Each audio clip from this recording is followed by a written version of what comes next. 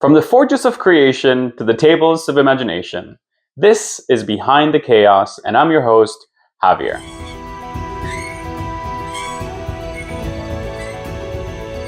Today, we'll be talking about a little bit of how you get into Dungeons & Dragons, what are some of the things that you need, and how do we overcome those first-time jitters as a first-time player. So stick around, take a listen, grab some tea, and let's get into it. As a Dungeons & Dragons player, I think that we can all feel the pain of not having that consistent group or not having that group at all to play some of the games that either you want to try out or that you want to be a part of, right? A lot of the times during trade shows or rent fairs or some of the places that we go, we get a lot of people saying, oh, I wish I could, play, or I wish that I had a group, or I wish that I could use this neat item, but I play only online. I haven't been able to find a group locally. So I think finding a group as a Dungeons and Dragons fanatic is a little bit tough anywhere you go.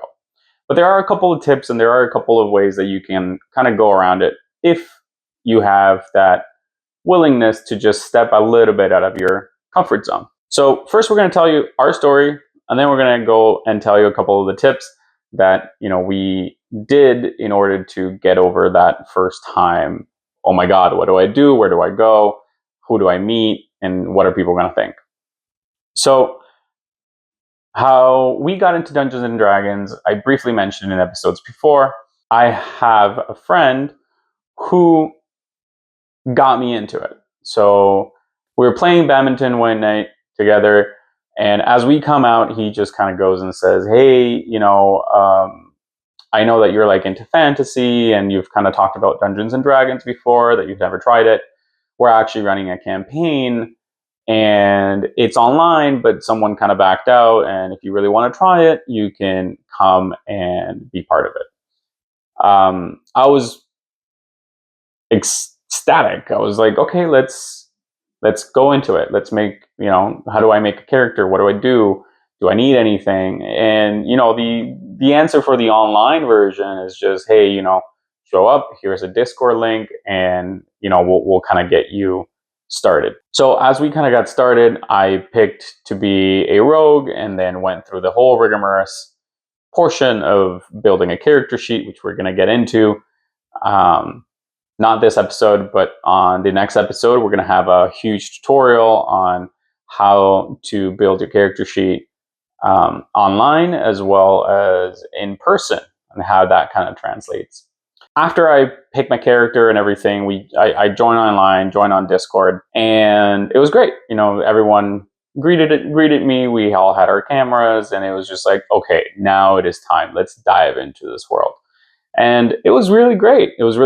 I enjoyed it. The only thing is that, again, I jumped kind of halfway in with no experience. It was a little bit daunting. Everyone was, knew their things and had their spells, and, some of them did voices, and it was very, very intimidating. In a way, it was kind of good because it gave me a good exposure as to what it could be. And then, long and behold, one of our local friends that, a friend of a friend, or the friend who invited me, said, hey, I kind of don't like the online, and I want to start my own campaign, and I want to DM it, and I need some players, and if you guys are interested, I would, host it and all of that, right? So that's how we went from online to in person. And it was fantastic. So I personally, through my experience, recommend having a local game, physical game with your friends, with anyone from your work or your local library or club or school, whatever you can find. And we'll go into that in a little bit. Go ahead and have that kind of portion and have that willingness to go local. So after we started our first game, we really got into it, and the DM was a brand new DM, so we ran Lost Mines of Faldelver, and it was just great. After the first session, which was like around 6 hours, which was a little bit crazy when I first got into the game, we were ecstatic. Everyone was just like, did we just have like a session locally, in person, and did we just, defeat our first kind of goblin pack or whatnot?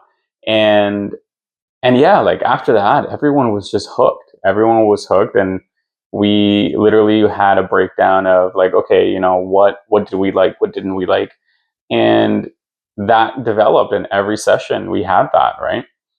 Then we scheduled something weekly and try to keep it as much as we can. We ran that campaign for about 8 months, and it was great. Again, it was Phandalin. It was a very starting point, but it was the beginning of something much, much more deeper that just evolved over time. That was a little bit of my story, and again, I'll keep telling my story as the podcast and as the episode goes today.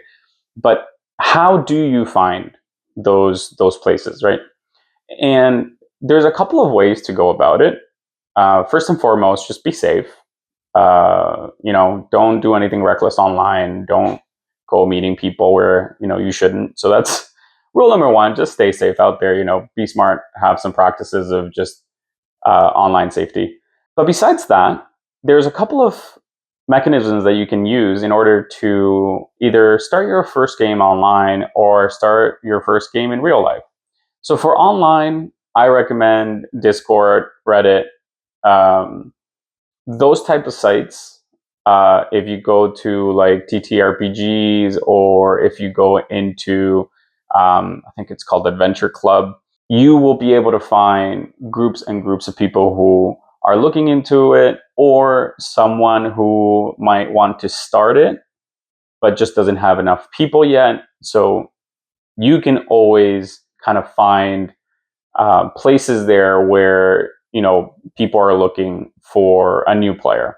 Having said that, not always are they looking for a fresh new player that has no experience, but you will find your niche eventually, and you will find your first game eventually with a good group of people. If you're looking to go from online to something in real life, then there's a couple of ways. The first thing I always kind of do and say is more people want to play than you think. A lot of the times we get kind of stuck in our heads of just going like, oh, like, Dungeons and Dragons and fantasy, like who kind of likes that? And, my work people won't, or work friends or work partners or whatever, coworkers won't really want to hear about that or play that. And then you go into maybe, your family friends that, you've kind of grown up together but apart in the last couple of years. You'd be surprised who would be willing to try. So if you love the hobby, if you listen to Critical Role or Dimension 20 or whatever, talk about your hobby. That's the number one thing. Just talk about your hobby to the people who are around you. And you might either inspire, or you might find people who you never thought would be interested in playing, and find a way to start. So that's my number one tip. Start talking about your hobby, get out there and just, be open-minded and share what you love. Way number two, if you're in school or are of that kind of age group, from middle school to high school, recently there has been a lot of clubs, like after-school clubs that have been popping up. Most schools have at least one like local club that meet at the library. Then there are clubs that are outside of the library, and I cannot recommend one enough. We've been partners or friends or working with this local game shop for a while now, but they host local D&D clubs for almost all ages. They have an adult club, they have a teen club, and they have a kids club. These guys are located in Newmarket, Ontario in Canada, and they're called Goblets and Goblins. They host not only private games, but also they host you can kind of hire a DM where you can just go with your buddies and play there. If you don't need a DM and you just need a space, they also have that there. What I'm trying to say is look at your local hobby store or your local board game store. A lot of the times they will have programs that enable you to come together and find a group in real life. Sometimes they'll host events, meetups, or session zeros that you can kind of incorporate yourself into. So don't be shy. Go and ask to see what their programs are. If they don't have like an online account, these guys do. So if you're in the Newmarket area or are willing to drive to the Newmarket area, check them out. Go onto their website and then see. If you're not around, then just ask your local game shop, and I'm sure that they'll have something of the sort, or maybe even it's once a month. You never know. The second way, or the third way now, would be using online avenues to bring it back into real life. So that can be, for example, joining a meetups. If you don't know what meetups is, it's an app where you can basically meet a lot of people in a local location that have similar interests or hobbies that you do. Like, right, it could be from volleyball to Dungeons and Dragons. So you can find an event there that could be hosting one of these events, and then kind of attend and get the ball rolling from there.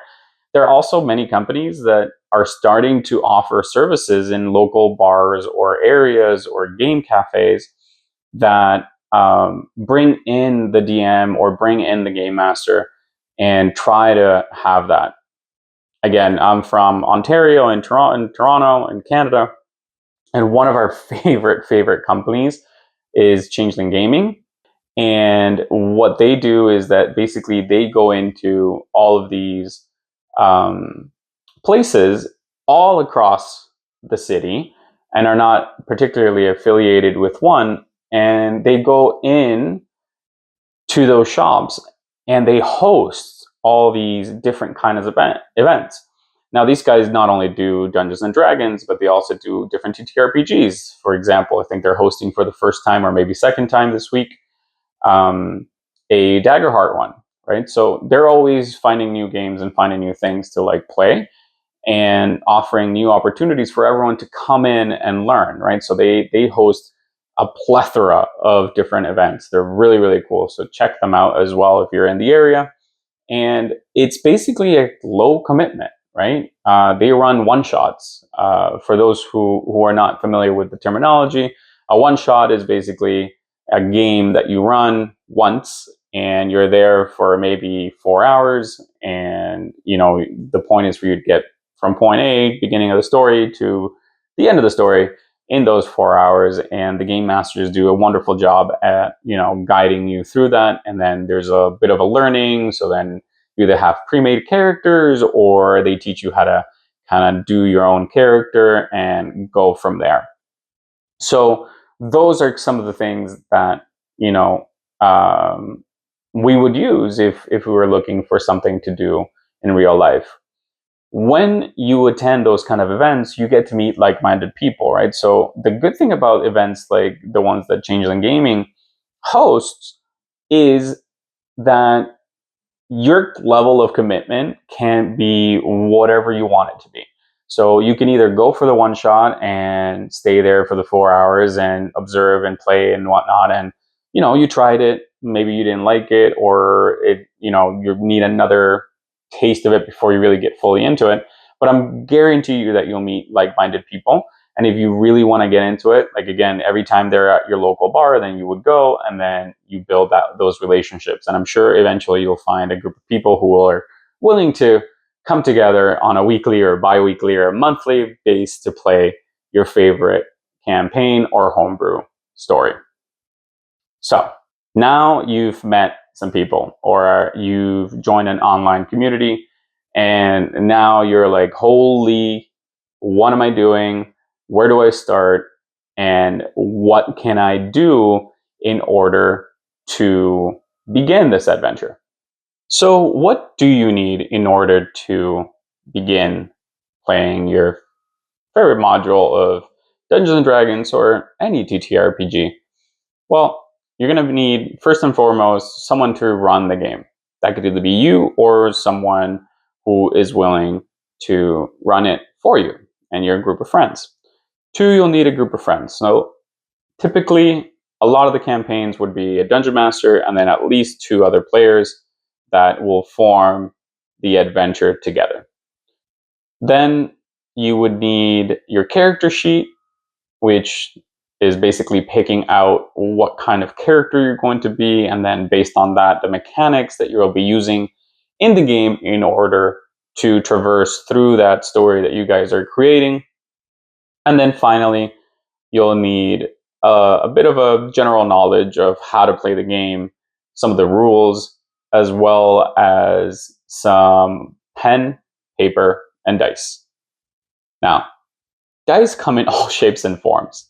So you can start with a basic set, or you can go into, metallic, gemstone, wooden, resin. There's a lot of different sets, all of which you can find at Chaotic Studios, as well as a bunch of different goodies that are not a necessity, but they definitely immerse the world and your story in a second layer, right?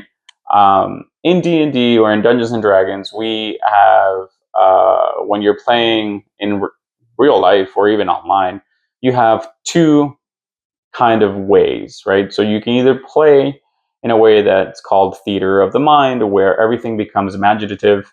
So you don't have to have a map, you don't have to have a miniature, you don't have to have a token or wherever you're using to kind of track where you're at and what your movements are.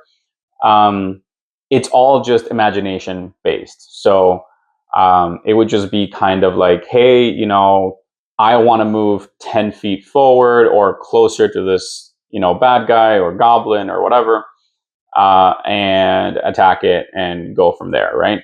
So there's not a miniature or a token that moves that 10 feet forward closer to the bad guy, but there's just the conceptualization in your head of, yep, that happens, and yeah, you're closer, or you go from there.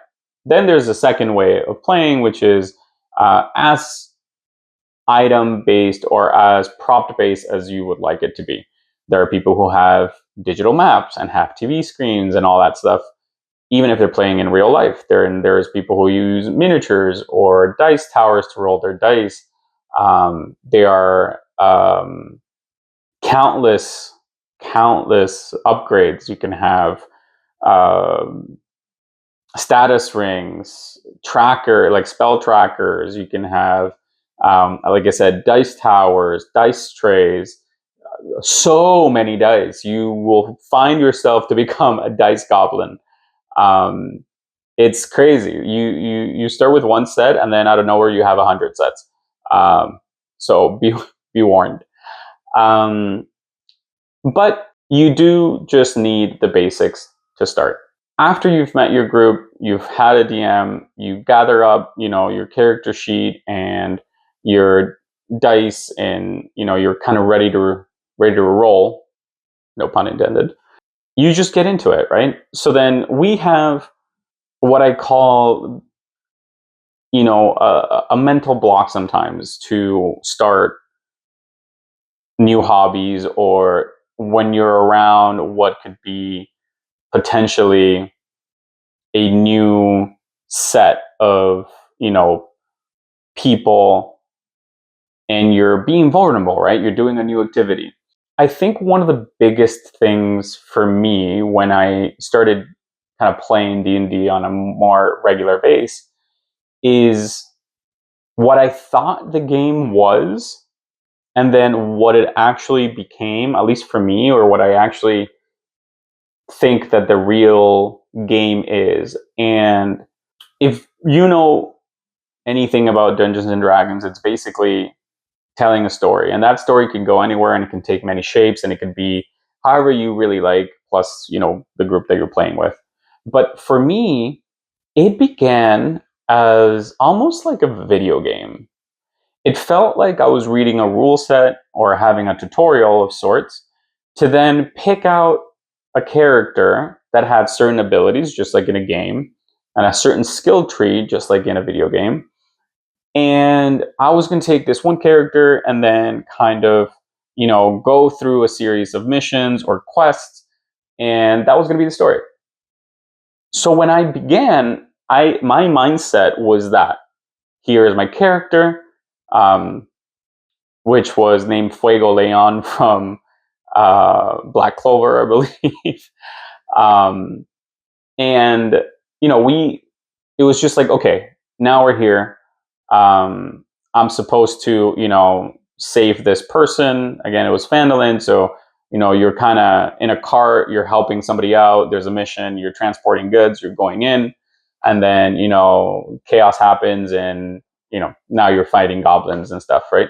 And again, it was very much like seemed like a video game dynamic. You go, you have a task, you hack at some people and monsters and stuff, and then you get to the part where then you complete the mission, you gain XP, or you reach a certain milestone to level up, and then you kind of go like that, right? So it felt very much like that, I think, for the first couple of sessions, where, because I think we were all beginners in the group that I kind of went into, everyone was just in that same wavelength. Everyone was just like, oh, okay, it's like a video game. We're going to go, we're going to do this, we're going to do that. And then, A, B, C, A, B, C, quest complete, money, quest complete, money, level up.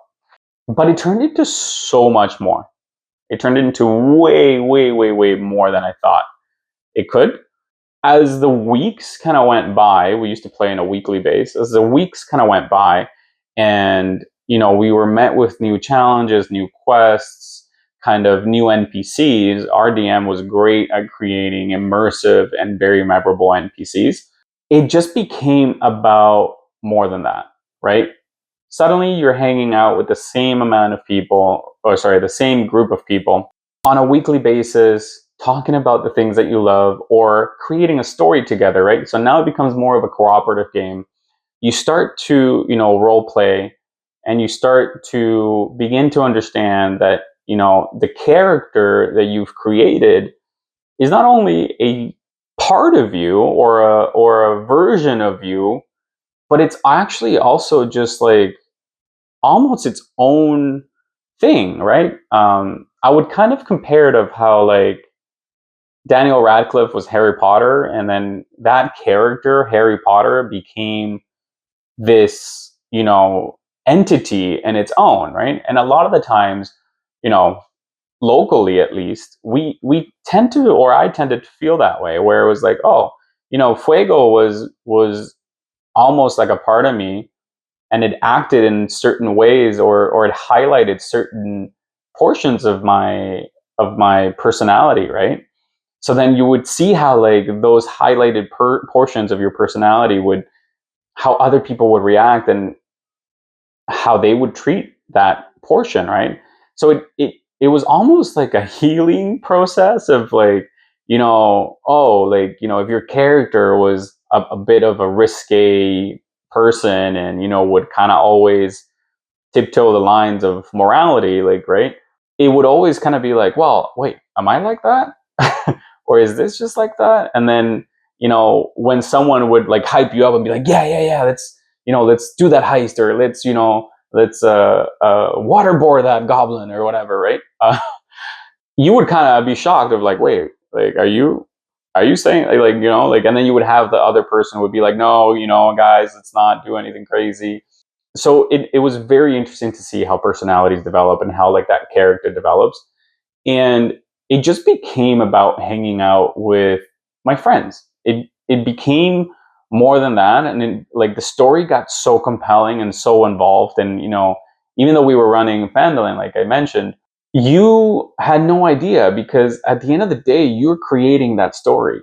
So you're making those decisions, and you're doing the same actions that some people might do, but you have your own way of doing it, and you have your own path to walk within every single story. I think like the moment that it clicked for me was Unfortunately, when my first character died, which was Fuego in the same campaign, a giant worm kind of engulfed his entire being, and then the stomach acids kind of dissolved my entire body. But this was after like I think it was 4 or 6 months of playing, and man, it felt crappy, right? Like you've been playing for 6 months, you've kind of attached yourself to this persona, and then like it's gone, right? And I think that was the moment for me where it kind of clicked, like, oh, like this is more than a video game. This is not like, oh, press the reset button or let's start the game over again. This is like, well, that personality, that person, that character there that I created is gone, right? Is now done, and we're putting that character in a shelf and continuing on. If I implore anything for as a beginner, is to let yourself go. Trying to really, really be vulnerable and really go into the game, because trust me, you will enjoy it so much more. It might take a few times, it might take a few sessions to like warm up and get good at it or get even like comfortable at it. But trust me, once you are in that zone and once you're like having fun through that character, everyone else will be at your own wavelength. And that's the point of the game. The point of the game is for you to have that fun, that immersive experience. It's for you to, explore all those different characters and possibilities and adventures from a holistic point of view, not just from a mechanic point of view of like, yeah, we defeated the dragon. Yeah, we went to the town. Yeah, we rescued the princess or whatever. Right? It's why did you rescue the princess, and how did that make you, act, and what repercussions did that have, and so on and so on, right? So again, the more you give it, the more you'll earn back. So that's a little bit of my tip with how to start with that. I think in summary, to sum the episode up, if you're looking to start playing, or you've been trying to go from online to in person, again, look at your local communities. Go into different game shops or game cafes. Go into meetups. See how that is. See if your local town has a Facebook group or Discord that where they would like to meet. Check out your local library. A lot of the times they have that. And then as well, make sure to see if you're in school and all that, make sure to see if your school has those type of programs, because most of the time they will. So check those out. If you're wanting to be more immersive, again, check our website out, as well as many other different websites that are out there for all kinds of D&D accessories. And then, oh, of course, before I forget, there's also a wonderful thing called D&D and Beyond. So D&D and Beyond is like the hub where you would kind of get all the official rules and monster manuals and all the different kinds of adventures that they create. So you don't have to create your own, but you can, purchase one of those, read it, and then make it your own if you're being a DM, or gift it to your DM so that they can run it with you. But there again, you can build your own character. There's a whole module on that. We're going to touch on that next episode. We're going to go through a full tutorial of how to build your character and kind of go through that. And then we're going to talk about some of the beginning steps of your first kind of campaign. We're going to touch base on session 0 and what that means. Then you need some materials. Again, the basics are people, DM, sheet, dice, and willingness to have fun. And then again, just be immersive. Let yourself go and be vulnerable, and then have fun. At the end of the day, your first job is to show up and say yes to the story. The more you say yes and continue and take on the quest and be immersive, the better it will go for you as your first campaign develops. Trust us, you'll learn as you go. Not all campaigns are made equally. Not all DMs run their games equally. It's a cooperative effort and it's a cooperative story. So make sure that you're actually in it and cooperate and be with everyone and, put your 2 cents in, speak up, give your opinions, do what your character would do. That's today's episodes of Behind the Chaos. I hope you've enjoyed it. Please visit our socials, visit our website, our TikTok. If you're on Spotify listening to this, we also have our YouTube channel where you can see this digitally. A couple of exciting things for next episode. Like I mentioned, we were going to do a tutorial on how to build your character, but Behind the Chaos is getting a co-host. So be ready. Next session or next episode, we will be with my good friend Pedro, and we're going to have a much more dynamic approach to the podcast. We're going to be talking about what his first experiences are. I was his DM, so we're going to be definitely going into how that was. And yeah, any of the questions that you guys have, feel free to shoot it through a DM or email or wherever communication channel you want to use. We will be glad to talk about it and discuss it. So we'll see you next time. This is Beyond the Chaos. Goodbye.